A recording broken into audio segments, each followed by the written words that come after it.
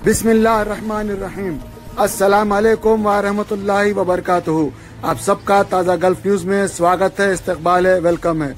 आप सबसे गुजारिश है हमारे चैनल को सब्सक्राइब करें, लाइक करें, शेयर करें और अच्छे अच्छे कमेंट दें। आज 14 रबीउल अव्वल है 1442 हिजरी, 31 अक्टूबर 2020, बरोज़े हफ्ता सैटरडे। कल तुर्की और ग्रीस में खतरनाक जलजला आया। जलजले की शिद्दत 7 थी और ये जलजला इस कदर खतरनाक था कि फौरन वहां पे जो समंदर था उसके अंदर सुनामी आ गया, जिसकी वजह से अर्थक्वेक आने की वजह से सुनामी में उथल पुथल हो गया, पानी निकल के रोड पे तक आ गया। आप देख सकते हैं बिल्डिंग का नज़ारा। ये जो बिल्डिंग आपको स्क्रीन के ऊपर दिखाई जा रही है, ये बिल्डिंग पूरी की पूरी जमीन दोष हो गई, जमीन के ऊपर गिर गई और इसके अंदर जितने लोग थे, कई लोगों को जो है निकालने के लिए रेस्क्यू ऑपरेशन जारी है और कई लोग जो है मारे जा चुके हैं और इसके लिए जो है काफ़ी हद तक कोशिश जारी है। आप सब लोगों से गुजारिश की जाती है इन सब के लिए दुआएं करें, अल्लाह ताला उनको जो है खैराफत से निकाले और ये जो अल्लाह की तरफ से ये जो भी अजाब है, आजमाइश है, इन सब से अल्लाह ताला महफूज रखे, क्योंकि आजमाइश का सिलसिला कभी पानी के सिलसिले में, कभी जलजले के सिलसिले में, कभी सुनामी के सिलसिले में ये चलते रह रहा है। ये ऊपर वाले की एक आजमाइश है। नीचे वाले इंसानों को चाहिए कि ऊपर वाले से कनेक्ट हो, तौबा इस्तगफार करे। ये देखिए बिल्डिंग का नज़ारा किस कदर खतरनाक है। ताज़ा गल्फ न्यूज़ में आपको दिखाया जा रहा है। ये हमारे एक दोस्त है जो हमको वहाँ पे भेजे, वहाँ से कैसा ज़मीन दोस्त हो गई देखिए। और दूसरी मंजिल, दूसरी तरफ आप ये देख सकते हैं कि पानी जो सुनामी आ गया है, जो पानी समंदर के अंदर जो जलजला आया है, जिसकी वजह से सुनामी क्रिएट हुई है और ये पानी शहरों के अंदर आ गया है और शहरों के अंदर तकरीबन पहली मंजिल तक जो है पानी के अंदर डूब चुकी है और अभी तक इसका अंदाज़ा नहीं लगाया गया कि भाई कितना ये ख़तरनाक है और लोगों को कितने नुकसानात हुए हैं, जानी माली क्या नुकसानात हुए हैं। बल जो आंकड़े जो मिल रहे हैं वो हम आपके सामने रख रहे हैं और जैसे जैसे खबर हमें मिलेगी इंशाल्लाह हम आपको अपडेट करेंगे। दोस्तों, आज दुनिया में बड़ी अजीब हालत चल रही है। न सिर्फ फ्रांस बल्कि बहुत सारे ऐसे लोग हैं जिनके अंदर इस्लाम को लेके नफ़रतें हैं। शायद वो इस्लाम को सही तरीके से पढ़ नहीं पाए या समझ नहीं पाए या उन तक इस्लाम नहीं पहुंच सका। मैं स्क्रीन पे कुछ लोगों के उनके जो बयानात है, उनकी पूरी ज़िंदगी का जो निचोड़ है इस्लाम को लेके और मोहम्मद सल्लल्लाहु अलैहि वसल्लम जो हमारे लास्ट फाइनल नबी रसूल है, मोहम्मद सल्लल्लाहु अलैहि वसल्लम को लेके जो उनके जो ख्यालात है, उनके जो मोहब्बत है, जैसे गांधी जी है, बर्नार्ड शॉ है, रामा कृष्णा है और भी बहुत सारे लोग हैं, तो एनी बेसेंट है। इन लोगों के दिलों में मोहम्मद सल्लल्लाहु अलैहि वसल्लम की जो मोहब्बत है, सरोजनी नायडू वगैरह है, ये चीज़ें मैं आपके सामने रख रहा हूँ। उनके अल्फाज में आप इनको ज़रूर पढ़िएगा, क्योंकि पहले के जो लोग थे एक गोल्डन पीरियड के लोग थे। ये गोल्डन पीरियड में लोग अपनी खुद की मेहनत से सीखते थे। और एक ख़ास बात आप लोगों को बतानी है, मोहम्मद सल्लल्लाहु अलैहि वसल्लम के टाइम पे 2 लोग आपके शदीद दुश्मन हुआ करते थे। एक थे, दोनों का नाम भी उमर ही था, एक थे हज़रत उमर और दूसरे थे अबू जहल। ये दोनों आपके दुश्मन हुआ करते थे, लेकिन आप इनसे मोहब्बत करते थे और इन दोनों के लिए आपने दुआ की थी कि या अल्लाह मेरे लिए जो तुझको पसंद है वो मेरे लिए कर दे। तो फिर उमर को हिदायत मिल गई, तो फिर वो जो दूसरे खलीफा बने और ऐसे ज़बरदस्त बने कि शैतान भी उनसे डरता था। एक बार मक्का में बहुत तेज़ बारिश हो रही थी और अबू जहल घर में बैठा हुआ था अपने बीवी बच्चों के साथ। अचानक घर पे खटका होता तो अबू जहल अपने बीवी बच्चों से कहता है कि ये जो तूफ़ानी रात में जो भी आदमी आया, मैं इसकी बात मान लूँगा, पता नहीं क्या मजबूरी है इसको। दरवाज़ा खोलते वहाँ पे मोहम्मद सल्लल्लाहु अलैहि वसल्लम रहते।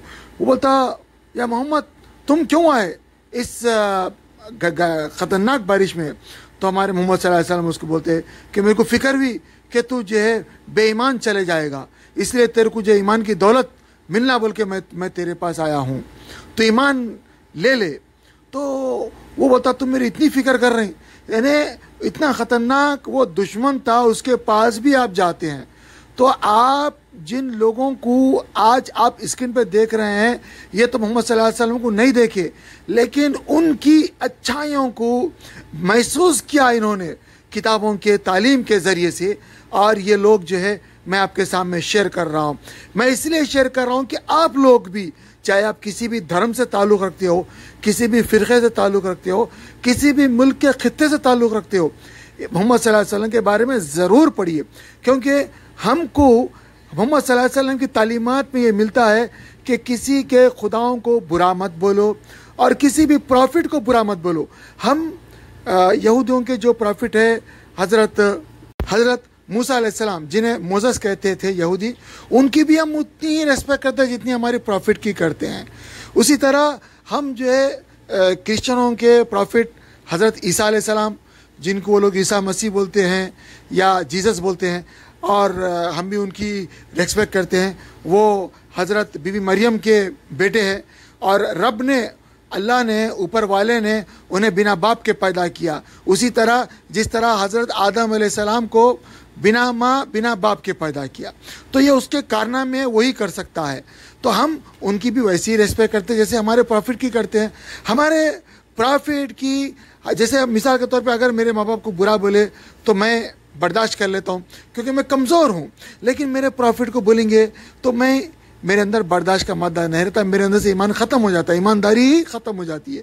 تو میرا کام ہے میں لوگوں کو سمجھاؤں، اچھے اسے سمجھاؤں، اچھے اسے بات کروں۔ اس کے لیے ضروری ہے کہ میں علم پہلے حاصل کر لوں، کیونکہ جب آپ کے پاس علم ہوگا تو سامنے والے کو بھی آپ اچھی طریقے سے سکھا سکتے ہیں۔ اور اسلام نے بھی یہ ہے کہ تم خبر کے گڑھے میں جانے تک علم حاصل کرو، یعنی اپنے آخری وقت تک علم کو حاصل کرو، اور علم حاصل کرنے کے لیے چین تک بھی جانا پڑے تو جاؤ۔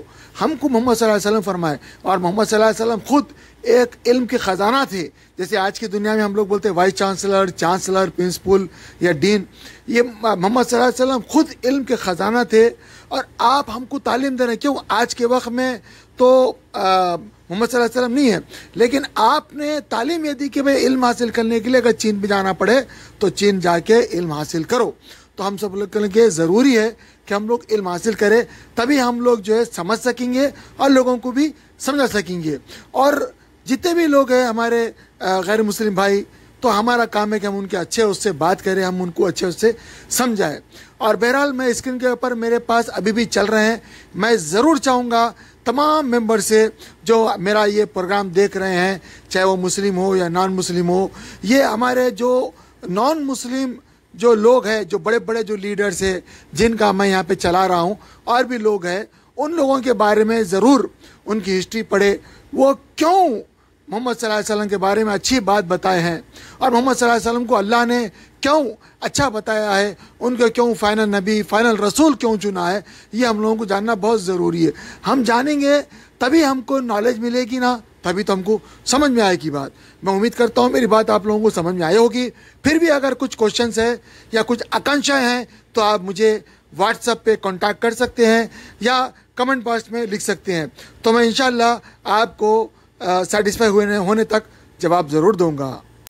دوستو، اسلام کے اندر ہمیں اسلام یہ سکھاتا ہے کہ آپ ایک دوسرے کو معاف کرو، آپس میں محبت سے رہو، اور لڑے جھگڑا مت کرو، چاہے وہ مسلمان ہو غیر مسلمان ہو، سب سے محبت کرو، کیونکہ سب کو اوپر والا بنایا ہوا ہے۔ اب میں آپ کو ایک واقعہ سناتا ہوں۔ ارر شہر سعودی عرب کے اندر دو سعودیوں کے درمیان میں جھگڑا ہو جاتا ہے، ایک سعودی دوسرے کو قتل کر دیتا ہے۔ ظاہر بات ہے کسی بھی دھرم میں جب کسی کو قتل کیا جاتا ہے تو قتل کی سزا جو ہے اس کو سزائے موت ہی ہوتی ہے یا عمر قید ہوتی ہے۔ یہاں بھی اسلام دھرم میں جو ہے جب کوئی آدمی قتل کر دیتا ہے تو اس کو بھی جو ہے قتل کر دیا جاتا ہے۔ اب یہاں پہ جب قتل کر دینے کا عدالت حکم دیتی ہے تو یہاں پہ اس کی جس کو قتل کیا گیا ہے اس کا بیٹا یہاں پہ اس کو اپنے باپ کے قاتل کو معاف کر دیتا ہے۔ یہ اسی کا ایک ویڈیو کی جھلک ہے جو میں آپ کے سامنے دکھا رہا ہوں۔ اب یہاں پہ سوچنے والی بڑی بات یہ ہے کہ باپ کے قاتل کو معاف کرنا اتنا آسان نہیں ہے، لیکن اسلام یہ بتاتا ہے کہ تم کسی کو بھی اللہ کے واسطے معاف کرو تاکہ اللہ بھی تمہیں معاف کرے۔ اور یہ ساری تعلیمات ایک دوسرے کو معاف کرنا ہم کو ہمارے محمد صلی اللہ علیہ وسلم دوارا ہی ملی ہے۔ اب آپ لوگوں سے گزارش کی جاتی ہے کہ بھائی جو بھی لوگ الزامات ڈال رہے ہیں اب آپ ان لوگوں تک پہنچائے کہ اسلام کتنا اچھا دھرم ہے، اور ان کو بھی کہیے اور آپ خود بھی علم سیکھیے تاکہ آپ کے اندر معلومات ہو۔